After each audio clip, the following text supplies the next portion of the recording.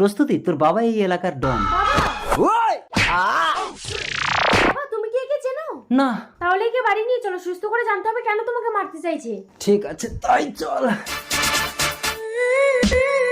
প্রস্তুতি, আজ তো 1 মাস হয়ে গেল, ওর কি জ্ঞান ফিরেছে?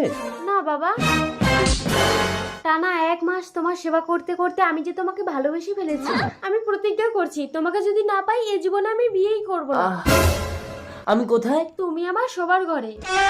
আমি তোমাকে ভালোবেসে ফেলেছি, তুমি কি আমার প্রেম প্রস্তাবে রাজি? না, আমি বিবাহিত। তোমার বাবা আমার বউকে তুলে এনে আটকে রেখেছে। আমি খুঁজে দেবো তোমার বউকে। চলো আমার বাবার পুরানো গোডাউনে গিয়ে দেখি। চলো। চলো।